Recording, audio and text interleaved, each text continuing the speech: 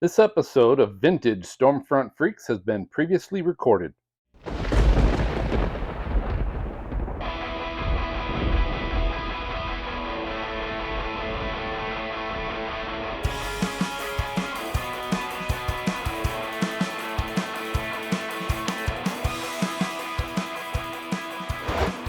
Thank you. Hey, we have Jill Gilardi tonight, meteorologist at WBRC TV in Birmingham, Alabama.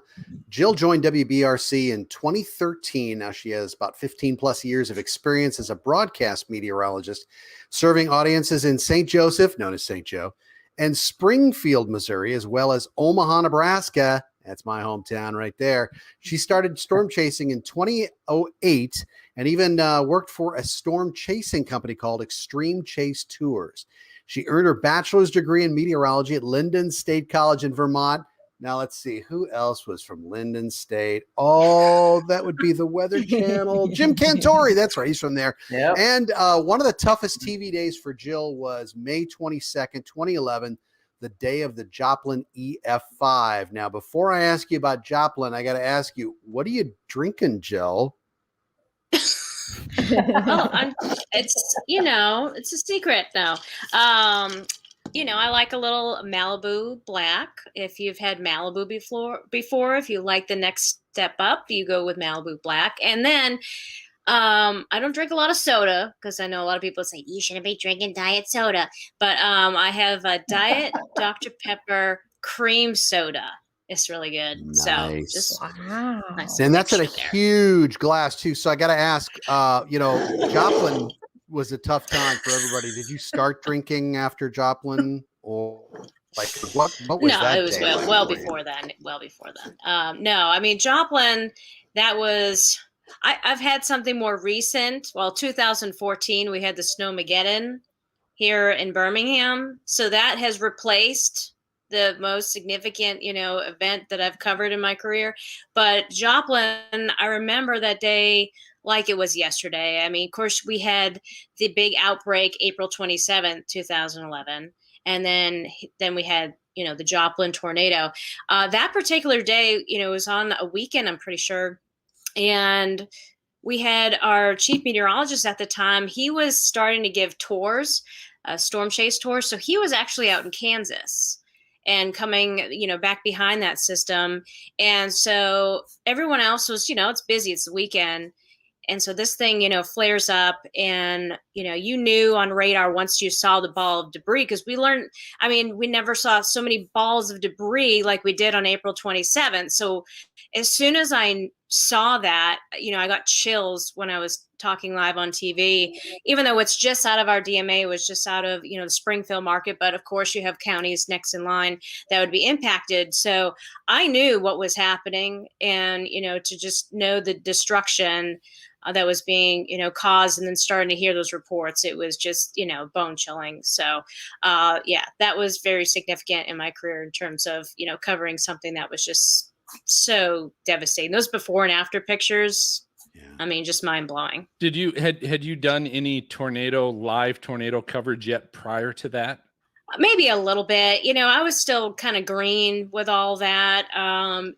Talk about nerves and things like that. Having to cut in, wasn't something I did all the time. But certainly there were moments that I would, do some cut-ins. But maybe I was just sitting down during a cut-in. It didn't mean I always was at the weather wall. But boy, things have changed. I mean, that just seems like such a long time ago. Wait a minute, it was such a long time ago. So, yeah, a lot has changed, and I've been through many, many more different types of events. Even though it was such a long time ago, do you remember that day, like even leading up to it? Because a lot of times, like schools, the teachers, like the kids were just wacky that day of the big EF4, EF5. Do you remember that day, or did it all of a sudden just come on you? I think it just came on very suddenly. I don't think anyone expected what transformed that day. I mean, I remember, Mike Bettis from the Weather Channel was out there, and I mean, I was like watching the Weather Channel like a junkie. I mean, that's what you do, right, Jennifer? So, yes. I mean, I was watching live coverage from him. Just seeing the destruction. Personally, I never drove out there to see it because I'm not one to, I want to see all that. I saw enough on TV. I mean, I don't want to hear people upset. I mean, that's the one thing about storm chasing that I try not to get too close because I don't want to see just how devastating it could be. Now, if I were to show up on the scene, of course I would help out. But usually, my role as a storm chaser for, TV stations has been, a safe distance for everyone because I'm going to freak out the, photographer that's with me, and just to visualize, show people what is actually happening. Because once they see it, then they'll believe it more and actually, maybe take shelter. Some people just like, whatever, we hear warnings all the time. But that day, I really think it was a surprise how it all morphed together. I remember how it looked on radar. It was like, it was so rain wrapped. And, people, they just saw this wall that looked like rain to them. They had no clue that it was just this gigantic tornado. So that was the other thing about it was just like, oh yeah, look at that reflectivity. And then you switch over to velocity, like, oh my goodness. And then that ball of debris. I mean, I'm getting chills right now talking about it. It doesn't go away. It's like it's the same feeling. Well, I think it was like, and Scott, I think you were out there. We've got Garrett who was saying the rate and speed at which the Joplin tornado condensed is crazy. It went from like EF2 to EF5 within like 60 seconds or something. Like your video and so many others, like it was small, like spinning tornadoes, and all of a sudden it just literally condensed into this massive wedge. Can you explain what you saw, Scott, on that day? I mean, you pretty much explained it just how I saw it. It pretty much formed. I went back and watched the video again and counted, and it took 25 seconds to go from a dancing vortice in the field to pretty much a wedge tornado. And it was quick. I've never seen a transition in a tornado like that in my life. So that was the first time I've ever seen that. That's so crazy. And so, Jill, I've got a question leading up to that tornado, because that tornado was after April 27th. How was April 27th for you? How was that outbreak for Springfield and the general region? And then how was the audience, like, if there was ever a thunderstorm or severe thunderstorm, were they extra freaked out about storms going, a little bit more scared? Yeah, I mean, there wasn't a lot of time in between because, it was like barely a month. And, as a meteorologist, I just remember all of us gathering together and, you're just glued to the television and, of course, watching the Weather Channel. And I remember seeing the debris coming down in Birmingham, watching that live coverage. And I was just mind blown by the radar reflectivity. I mean, another ball of debris. I just remember the ball of debris just stuck out like crazy. And then to see the live view of, the tornado coming into Tuscaloosa, but then to watch all those videos from either chasers or those that they're outside their apartment. I mean, these horizontal vortices, I had never seen so many in my life, watching video. I'm not saying in person, but it was totally different kind of beasts of storms that occurred down in Alabama. And then to get to the place of working in Birmingham and be like, oh my gosh, it just passed just north of this downtown. I mean, just scary close. But I really don't. Joplin, again, it was just outside of the Springfield market. So, I know people were heightened and aware, but I didn't really hear much else, at that point. But again, we're talking a while ago. So you're having me jog my memory. I remember all that. So going to school up in Vermont and then being in Omaha and the Plains and Tornado Alley and then being down in Birmingham. So what was it like with Snowmageddon? I mean, because you're from Vermont and you're like, snows all the time, and then you get the snowstorms in the Midwest. But down in Birmingham, tell us about that day or that. Yeah, well, I actually grew up in Massachusetts. Grew up in Massachusetts, went to college in Vermont, started my TV career in St. Joe. And so I just remember like me and my dad, we drove all the way across country. All I had on me was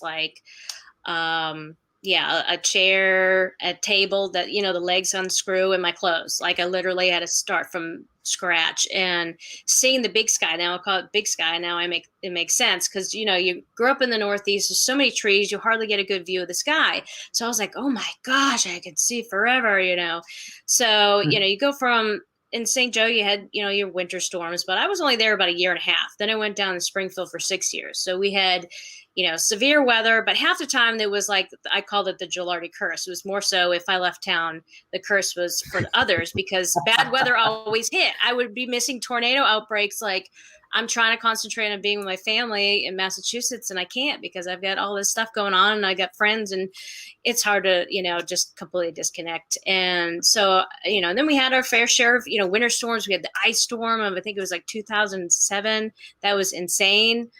Beautiful, but insane to be without power. And then I went to Omaha for 2 years. And of course, you're going to have blizzards and, oh my gosh, so cold. But you have all the everything at your fingertips, from road temperatures to travel conditions. So I started off 2 weeks in Birmingham, and I was actually supposed to be, I was off, and I think it was on a Tuesday, and they were like, Jill, just come in and maybe you can do some live shots. And we anticipated that it was going to be a dusting. Now, I did not look at the forecast ahead of time because I'm not thinking I need to be looking at the forecast if we're getting a dusting. And everything was shifted. All the, equipment was shifted down into Montgomery.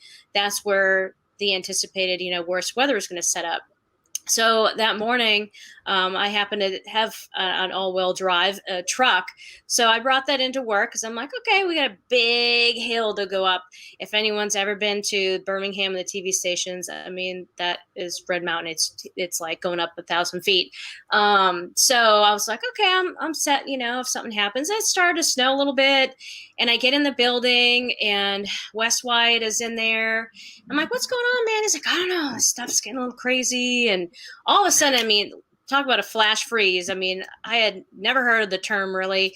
I never experienced it. And we have all these cameras everywhere, and I'm seeing like people just spinning off the road. And I'm like, what is going on? And so I start looking at some of the data, and I'm like, ooh, yeah, it looks like this band's going to persist. And, but it was like 19 degrees, and we had, exceptionally cold air that doesn't usually happen down there. And so we had that flash freeze effect where the compaction of people traveling on the road melted a little bit, and then it froze instantly. So you had what looked like a horror movie. And so our chief couldn't make it in. He tried. By about 4 something in the afternoon, after his second attempt, I looked at Wes, and we're like, we're here for the long haul. Luckily I had an extra change of clothes, but I slept on like a body size cot for like 2 hours. I had just like a nap, and then we were back on the air in the morning. So that was my first time being forced to stay at a TV station to sleep over. And I mean, there were cars just everywhere. I mean, for a couple days after that, it was really cold still. So there was ice still, abandoned cars. I mean, again, it was just like a horror movie. I'm like, are you kidding me? Like, is this really happening? And then the funny part was, I'm like, where are the road sensors? Jill, we don't have those down here. Well, what's the, travel map? What's the conditions like out there? We don't have anything like that. I'm like, oh my God, like everything that I was so used to having right at my fingertips. I'm like, Right. oh my gosh, so a lot has changed since then. We got, the laser temperature sensors, and we start, focusing on forecasting what the roads might do. Because it's like, that's really what it came down to, How much snow was there when it was all said and done? It was like 1.5 inches. It was like nothing. But it just turned into but we have hills. I mean, no one really thinks about it in Alabama unless you've been here. Yeah. It is very hilly. It kind of reminds me a little bit of New Hampshire, a little bit. Lots of trees. So, and people, they don't know how to A, drive in it, and B, if you have ice on a hill, no one can drive in that. And then they were like spewing out little bits of sand. I'm like, what is this sand going to do? I'm like, nothing. Like, it's too late. It was just a perfect recipe for a disaster. So people to this day, I mean, they're traumatized from that. So whenever there's a chance for snow, well, what about that time? Like, you never live it, it's not. Oh my God. The Stormfront Freaks is now available on the Weather Store. Come shop our catalog of shirts, hats, and hoodies, all with our Stormfront Freaks logo and Outbreak logo. Plus, you'll find all your other favorite weather geek and storm chasing gear, footwear, and accessories. Visit the Weather Store at thewxstore.com, the exclusive supplier of the Stormfront Freaks. Mesoscaleforecast.com brings us StormNet, a state-of-the-art deep learning model designed to revolutionize severe weather forecasting. The innovative tool is tailored to provide unparalleled real-time predictions of severe weather events, including probability of wind, hail, and tornadoes. And now they've added Hurricane Vision, a cutting-edge hurricane track and intensity prediction system that uses deep artificial intelligence to predict the track and future intensity of tropical cyclones. You've seen us use it on our Stormfront Freaks live outbreak coverage with Meteorologist Stormcat 5. Now you can use it as well. Visit Mesoscaleforecast.com and access live data subscriptions. Plus, when you enter the code Stormfront, you'll receive a 10% discount for life. Yes, for life. Go to Mesoscaleforecast.com. Tonight we welcome James Spann. He's the chief meteorologist at ABC 3340 in Birmingham, Alabama. In all, James has been a television weather anchor for over 37 years. A multiple Emmy winner, James has received the two highest awards in the nation for a broadcast meteorologist. One is the Broadcaster of the Year by NWA, and the other was the AMS Award for Broadcast Meteorology. A panelist on the Weather Brains podcast, James has recently authored and released an autobiography titled Weathering Life. So, James, we all read your book. We loved it.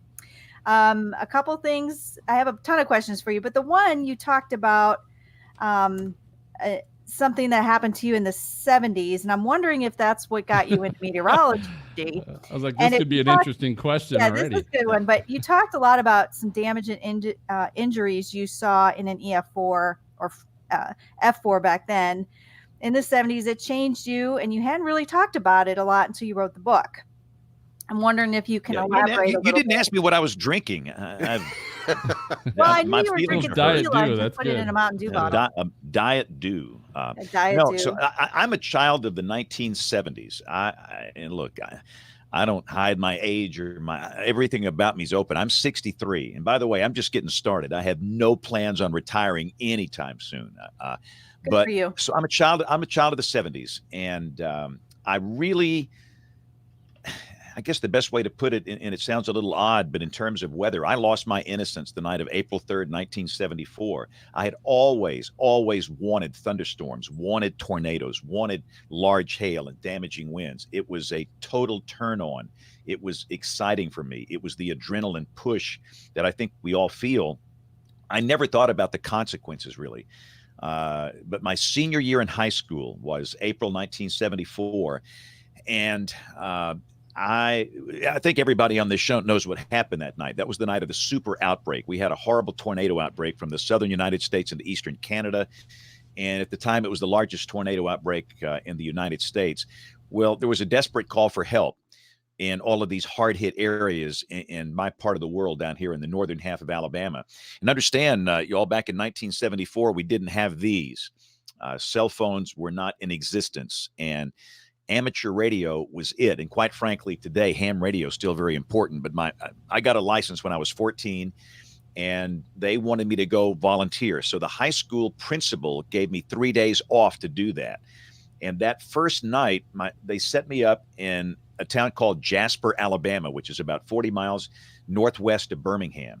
And they put me in the hospital there because they wanted to establish a link between the hospital and the relief agencies in Birmingham.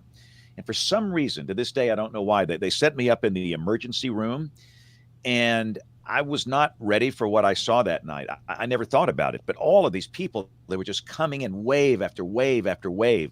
And the nature of the injuries was so grotesque that I don't think a 17-year-old child should really be seeing a lot of that. I've not talked about it really publicly or privately, and I don't want to, but I had night terrors for a couple of years after that, had very intense dreams of what I saw. But that was the night I realized there's a lot more to this than chasing storms and having fun and the adrenaline rush, there's a really serious side to this. And the loss of life that night was pretty staggering. 80 people died in my state, and some of those that I saw in that hospital died in the emergency room. So I guess I had to experience that for some reason to maybe set the stage for what I've done for 41 years. Yeah. So James, that kind of leads me to the next question. Obviously everyone knows you don't get much sleep. You're always on Twitter. You're always everywhere. Is that part of what kind of keeps you going? I guess, what is it that motivates you to spend all of those hours, just... I think that's part of it. But really what happened to me when I was a child is the main factor.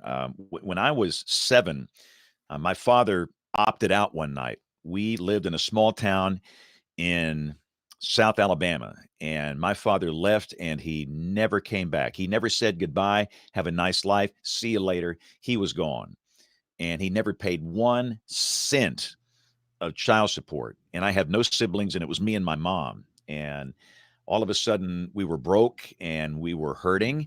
But the one positive thing that came out of that deal, in fact, this is my secret. In fact, I'll tell the world my secret on this show here. I am not that good at anything I do.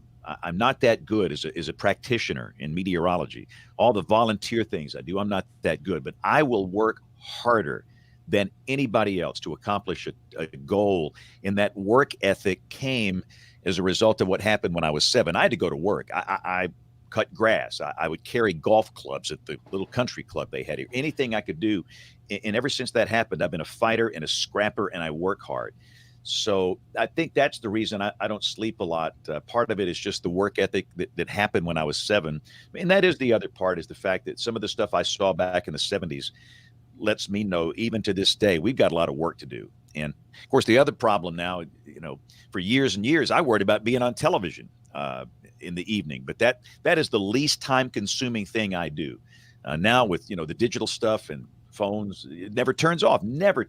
So you have to be producing products and services all the time. So I sleep about 3 hours a night during the week, which is probably not healthy. It ages you.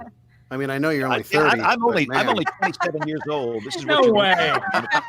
James, since you were last on our podcast, you haven't aged a day. So James, that needs to be your next book. You're talking about work ethic. You need to write a leadership or work ethic book, although they're all over the place, but that would be good. But hey, so I want to jump to, you talked a little bit about your father. Well, in the book, you also talked about 30 years later finding him and going back to see him. I recently saw a documentary on TV on Netflix, and part of it was a very similar situation. A guy that searched out his father, who left him and his sister and mother at a very young age, and he went to find him. And that's not initially what the whole documentary was supposed to be about, but it became a focal point. What were your thoughts? So, I mean, before you went knocking on your door, what were you thinking at that point? You hadn't seen him for 30 years. Yeah, of course, I tried not to think about him, but the truth is, deep down inside, he haunted me probably every day. I wasn't totally aware of that maybe, but I knew if I didn't resolve this, it's just not going to work. I needed to do that. And I'm very thankful, because a lot of people don't have the opportunity to do that, where a parent just leaves and you're abandoned. You don't have the chance to go confront this person face to face. And for me, what I needed to do was to tell him that he's been forgiven. That was the urgent need for me. I needed to tell this man, you have no problem with me. I've forgiven you for what you've done, and I need you to hear that. And so I was very fortunate in the fact that I got a chance to see him that one time. It was not a good experience, but I'll say this: when I looked this guy in the eye, this door opened up, and at first nobody knew who he was or where he lived, but we knew he lived in the area. And we kept knocking on doors, and finally somebody knew.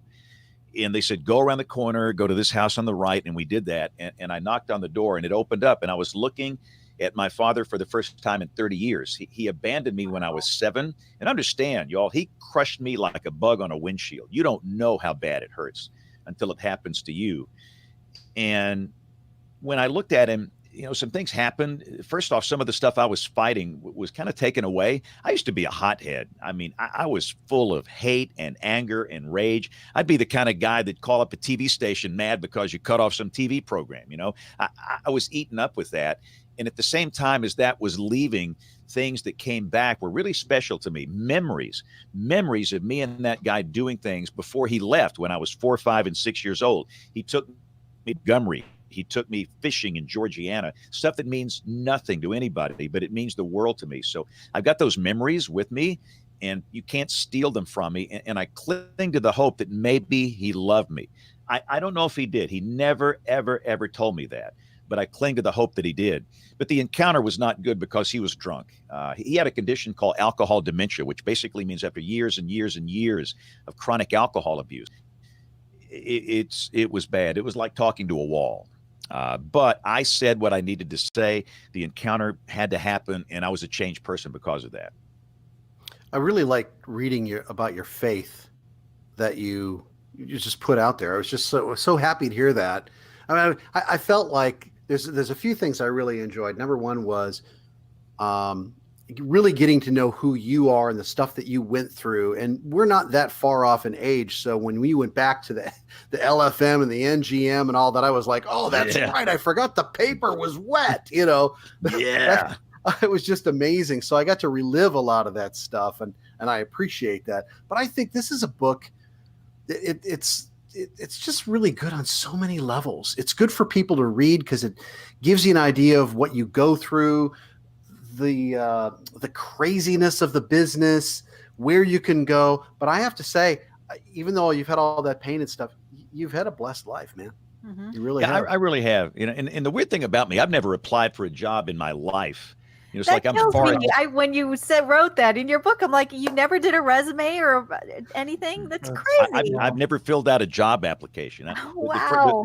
The first time I got a job at this radio station, which was really, I cut grass. I've been working since I was 7, but when I went to that little radio station, that they called the high school and said, is there any kid that's willing to work really bad hours for minimum wage? And they gave them my name because they knew I needed to work. That's good. And I went out there. I didn't fill out anything. I didn't do anything. They just said, show up tomorrow morning at 4:00 before school, and we'll teach you how to do what you need to do. And all of these other jobs, it's just come that way. So yeah, I've been very blessed, and I could live my life a million times over, and this whole thing would not happen exactly this way. And I keep having this nightmare that one day somebody's going to say, man, you got to get a real job. And, I have never worked a day in my life. And that is so true. I want to say Truett Cathy originally said this, but if you love what you do, you will never work a day in your life. I've been doing this 41 years. I can't wait to come to work tomorrow, to come in this store and be able to tell a story about weather across all these platforms and get paid to do it. It's been an amazing ride. And the amazing thing too, when I was in high school, nobody said this was a viable career option. I don't know if you guys, had to do this, but you go see the guidance counselor in high school. Oh yeah. And this lady, you took some little test, and she said my 2 big choices for me would be forestry or funeral home director. Hey. So construction worker. Yeah, there you go. Yeah, those related even. So, but I did think, well, you're always going to have people that pass away, and you'll have trees around. But, the 70s came about, and a little TV station in Tuscaloosa offered me a job. And I've been working in radio for years, just working my way through high school and college. And they say they heard me do some weather during those horrible, horrible events in the 70s. And we had just nonstop extreme weather. And they were willing to give me a raise. I mean, I was going to make a little bump up to $2 an hour here. And I'm thinking they're going to pay me to talk about weather on television. This is like awesome. How come nobody told me this when I was in high school? Because my first major was electrical engineering. Wow. Sure. I figured I'd just be a volunteer storm spotter and do that, and go work for Southern Company and design stuff. But and about the time all this happened was about the time Mississippi State started that distance learning program, and I was one of the first ones through there. And to this day, every summer, in fact, I was just there 2 weeks ago. I speak to the big summer workshop they do because they gave me this opportunity to do what I do for a living. So I'm always thankful to them too. I saw your video. Uh-oh. Yeah, back to high school. The high school video. Oh yeah. Oh, that one. Oh, that's awesome. You talk about a greaser. So look, guys, I am from deep, deep South Alabama. This is no man's land down here, Greenville, Alabama. And if you want to see the accent that I had and who I was, search James Spann YouTube 1974. And so in addition to everything else, I had to overcome, the way I talked. And I can't believe to this day, why would any nitwit hire me when my voice was like that when I was in high school? But they did. And I'm so thankful for all these people that gave me a chance. I could go on and on about these marvelous people that were willing to take a chance on some, fatherless kid. And I will never forget those people. And that's why I try in my old age to turn around and do favors for young people today, because a lot of people sure helped me. Well, you talk about that's no mistake, man. I mean, with your work ethic, I mean, it's what goes around comes around, man. It was just a matter of time, I think.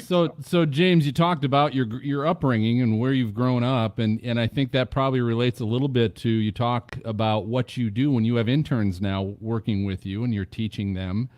You talk about how you take them to Walmart to teach. So I want to know, what are you doing? If I'm an intern for you, you take me to Walmart. What are you telling me to do? What do I have to do? Oh yeah, this is how does that work? I need to know. Good.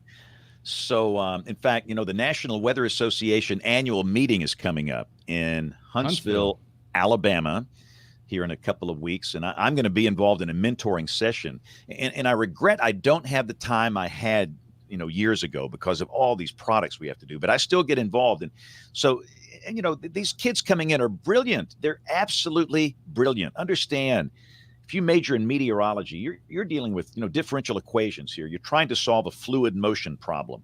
It's hard. They're brilliant. But what I've learned over the years is that many of these brilliant students had a hard time relating to people.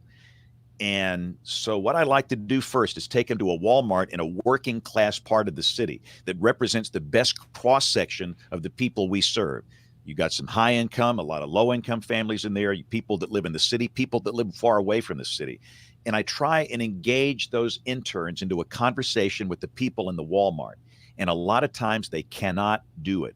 They cannot look them in the eyes. They cannot communicate with them. And the point is, if you can't communicate with these people in a Walmart, you have no hope of communicating with people if you work for a television station, if you work for the National Weather Service, running their Facebook or social media accounts. You have no hope, because the people that are in that Walmart, they don't look like you. They don't have the same income that you have. They don't think like you think. They don't vote like you vote in many cases. And if you can't handle that, then maybe you want to look at research or something else. And that's okay, because some people don't have that gift.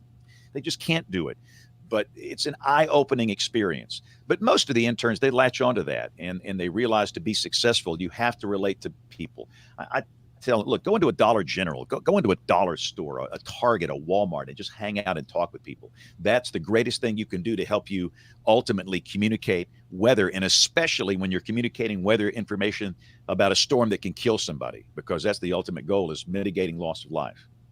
How much do you think it's cell phones, where the younger generation they're just not getting the communication skills developed that everybody else did when it's like you had nothing else to do except go out and play?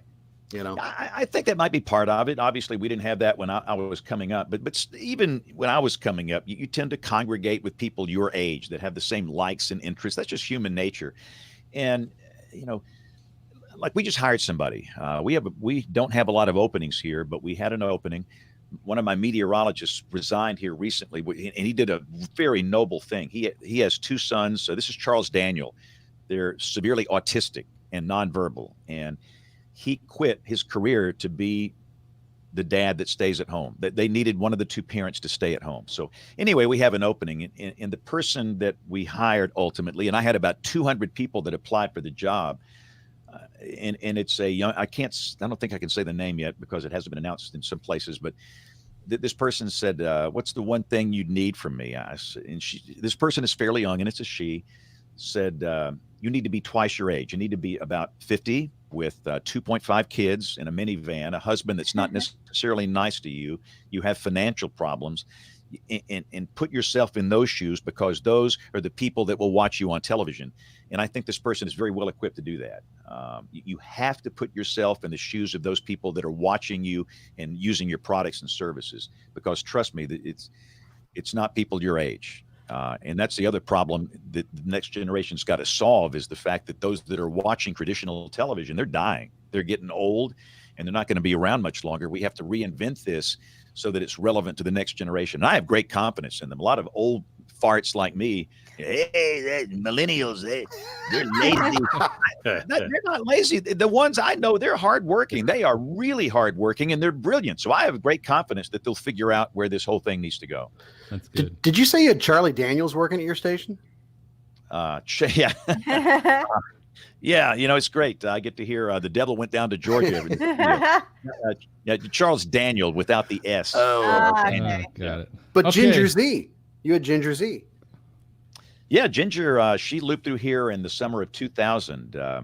She was at Valparaiso, and in fact, we started calling her that. That's not her real name. Her real name is Zeitgeist. I said, Ginger Z, that just sounds like something that should be surgically removed. We're just going to call you Ginger Z. But she was brilliant. Her academics were just impeccable. We didn't do the Walmart thing back in 2000, but I could see her interact with people, and she was just great. So we knew that she would go places. And that's just one of so many that have looped through here over the years. We're proud of all of them. And I've got them in markets all over the country. So it's kind of cool seeing your children grow up in front of you. But yeah, Ginger got on Dancing with the Stars a couple of years ago, and she made the finals. And when you make the finals, they have this big video special, and you're supposed to pick a mentor. So she picked me, and they flew some crew from Los Angeles out here to interview me. I said, guys, this is an ABC TV station. We'll just shoot the video here, but it's a union thing. They had to bring them in. So, but did you have to do the tango while you were a mentor because you taught her? No. No. You don't want to see me dance.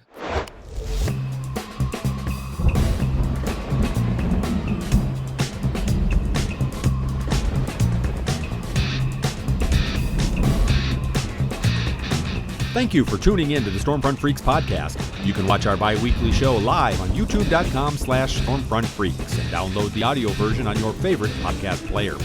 For links to our Patreon team of exclusive benefits, show notes, past shows, new videos, merchandise, and more, visit our website at stormfrontfreaks.com. While you're there, check out our interactive chaser radar from our friends at zoomradar.com. If you'd like to contact us with questions or make comments about the show, shoot us an email to questions@stormfrontfreaks.com or follow us on Twitter, Facebook, Instagram, or TikTok. Search for Stormfront Freaks. We'd love to hear from you. Join us next time and tell a friend about the Stormfront Freaks podcast.